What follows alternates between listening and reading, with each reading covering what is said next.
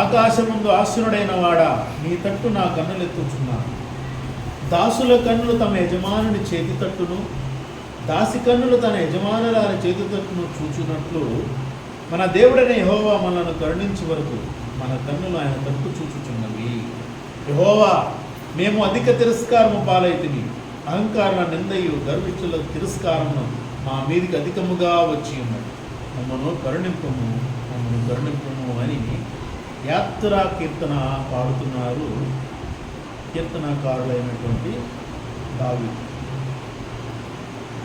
ఆకాశమందు ఆసీనుడైన వాడా, దేవుడు ఎక్కడున్నాడు? ఆకాశమందు. ఆకాశమందున్నటువంటి ఆసీనుడైనటువంటి దేవుడు, నిజంగా దేవుడు తన మహాకృప చేత ఆయన క్రీస్తునందు విశ్వాసం ఉంచి యేసునామములో దేవుని వైపు తిరిగినటువంటి వారి హృదయాలలో నివాసం ఉండాలని కోరుకుంటున్నారు. అది దేవుని యొక్క ఉన్నతమైనటువంటి ఆలోచన. ప్రైజ్ ది లార్డ్, హల్లెలూయా.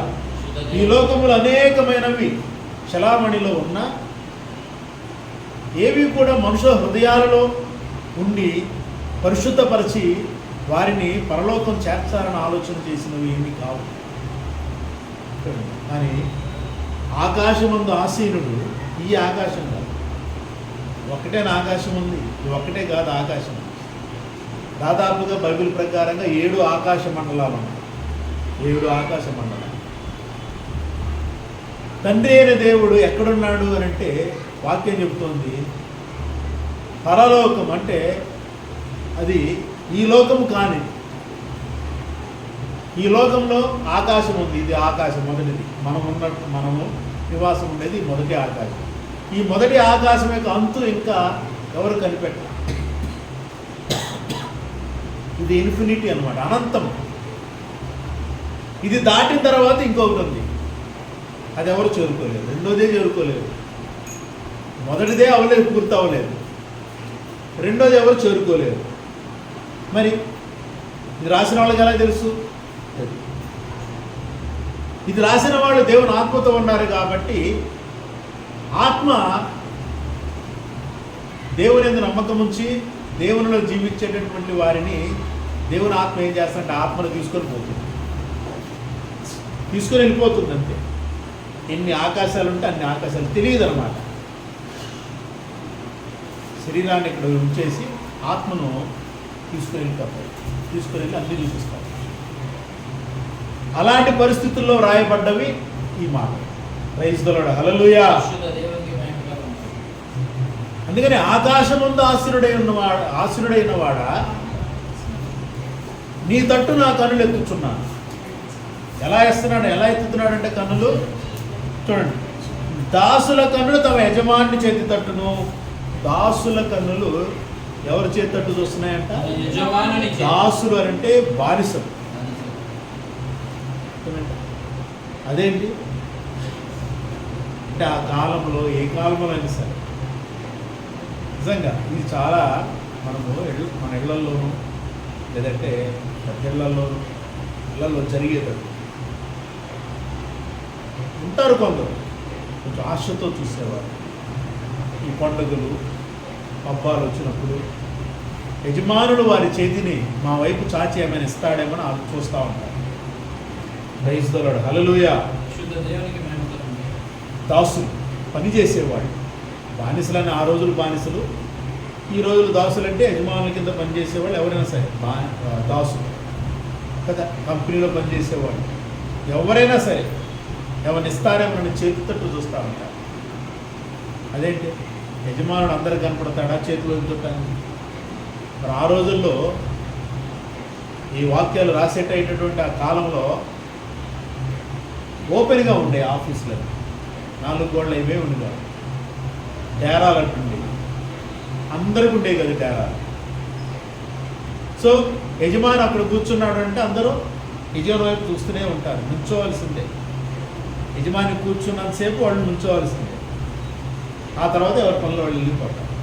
యజమాని ఉన్నంతసేపు పనులు కూడా ఆపేయాలి. అలాంటి పరిస్థితులు ఆ రోజు. అంటే చేతి వైపు చూస్తున్నారు, ఏమైనా సహాయం వస్తుందేమో అని. అలాగే ఈయన కన్నులు ఆకాశమందు ఆసీనుడైనటువంటి దేవుని వైపు చూస్తున్నాయి. ఏదైనా సహాయం వస్తుందా? ఎక్కడి నుంచి సహాయం వస్తుంది అని అడిగాడు ముందే. తర్వాత ఏమన్నాడు? యెహోవా నుంచే సహాయం అన్నాడు. ప్రైజ్ ది లార్డ్, హల్లెలూయా. ఎందుకు, ఏం సహాయం కావాలి నీకు అని అంటే చూడండి,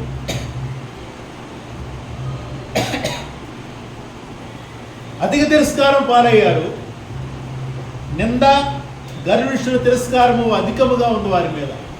అందుకని దేవుడు కరుణించేంత వరకు వారి కన్నులు ఎక్కడ చూస్తున్నాయంట? ఆకాశం వైపు చూస్తున్నాయి. మరి మనం చూస్తున్నామా ఆయన కరుణ వచ్చేంత వరకు? ప్రైజ్ ది లార్డ్, హల్లెలూయా. కదా, కృపలో ఉన్నాం కదా, ఆయన అడగాల్సిన అవసరం లేదు అనుకుంటున్నాం. ఏది జరిగినా దేవుని చిత్తం, దేవుని కృప అనుకుంటే వెళ్ళిపోతూ ఉంటాం. అంతేగాని ఒక బలమైనటువంటి సమయంలో బలమైనటువంటి ప్రార్థనా జీవితాన్ని, బలముగా ప్రభు నుంచి కార్యాలను తీసుకొని అనుభవించేటటువంటి ఆ బలమైన స్థితిని మనం ఎందుకు పొందుకోలేకపోతున్నాం? బలము, ఆత్మలో బలము, ప్రార్థనలో బలము, దేవుని సన్నిధిలో బలము, మనం ఎక్కడ నిలబడితే అక్కడ ఆత్మ బలము ఎందుకు పొందుకోలేకపోతున్నాం? కారణం ఏంటి? ఆలోచన చేసుకోవాలి. ఏ కారణం కదా, ఆలోచన చేసుకోవాలి మనమే. ఒకళ్ళు చెబితే ఆలోచన పుట్టదు కదా. కాబట్టి మనమే పరిశీలన చేసుకోవాలి. ప్రైజ్ ది లార్డ్, హల్లెలూయా. మనమే పరిశీలన చేయాలి. ఎందుకు నేను దేవునిలో బలంగా ఉండలేకపోతున్నా, ఎక్కడ లోపం వస్తుంది అని వెంటనే చేయగలిగే స్థితి కావాలని దేవుడిని అడగాలి. అలా అనుకున్న వెంటనే ప్రభువా, ఇలా అనుకున్న వెంటనే నీ సన్నిధిలో మోకరించే, బలంగా ప్రార్థించే శక్తిని దయచేయమని కోరుకోవాలి. కరుణించు ప్రభువా, నీ సన్నిధిలో బలంగా ఉన్నా కరుణించు ప్రభువా. ఇక్కడ అదే కోరుకుంటున్నాడు. ఆయన వైపు, ఆకాశం అంత ఆశ్రయుడైనటువంటి ఆయన వైపు కన్నులెత్తి చూస్తున్నారు. ఎందుకు? నింద గర్విష్ఠుల తిరస్కారం చాలా అధికంగా ఉంది వాళ్ళ మీద. మన మీద కూడా ఉండొచ్చు కదా, మనుషులుగా లేకపోవచ్చు, అపవాదికి అయితే ఉందిగా. మరి అపవాది యొక్క శక్తి తగ్గిపోవాలంటే దేవుని యొక్క ఆత్మశక్తి మనలో పెరగాలి కదా.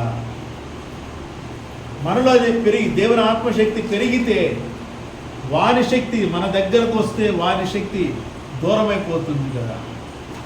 దేవుని అద్భుతమైనటువంటి శక్తిని అనుభవిస్తే అద్భుతమైన జీవితాన్ని, అద్భుతమైన కార్యాలను మనం అనుభవిస్తాం కదా.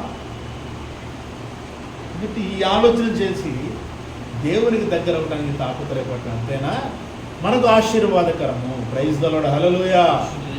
అంత్య దినాలలో ఉన్నాం, అపాయకరమైన రోజుల్లో ఉన్నాం. రోజు రోజుకి క్రైస్తవ సమాజము ఆత్మలో దిగజారిపోతా ఉంది. అవిశ్వాసములో జీవించడం అధికమైపోతా ఉంది. విశ్వాసం వెళ్ళిపోతుంది వెనక్కి, అవిశ్వాసం పెరుగుతోంది. మనం గమనించుకోవాలి. మనం అవిశ్వాసంలో ఉన్నామా, విశ్వాసంలో ఉన్నామా? మనం విశ్వాసంలో ఉన్నాము అని అంటే ఆ విశ్వాసాన్ని బట్టి మన విశ్వాస జీవితాన్ని దేవుని సన్నిధిలో చూపిస్తాం. విశ్వాస స్థితిని దేవుని సన్నిధిలో మనం సరిగా చూపించట్లేదంటే అర్థం ఏంటి? అవిశ్వాసములో మనము పెరిగిపోతున్నామని అర్థం. కాబట్టి ఒకసారి ఆలోచన చేయాలి, దేవుని సన్నిధిలో మనం ఎలా ఉంటాం. కాబట్టి చాలా జాగ్రత్తగా జీవించాలి. అంత్య దినాలలో అపాయకర రోజుల్లో ఉన్నాం కాబట్టి దేవుని ఆత్మాభిషేకంతో జీవించడానికి తాపత్రయపడాలి. ఈ మాటలను దేవుడు ఆశీర్వదించి తన కృపతో మనల్ని నడిపించును గాక. నేను ప్రైజ్ ది లార్డ్, హల్లెలూయా. నీతి స్వరూపుని యెహోవా ఘనమైన నామానికి మహిమ కలుగును గాక. ఈ సమయాన్ని మీకు ఇస్తున్నాను. సాక్ష్యం చెప్పి దేవుని నామాన్ని మహిమపరచు.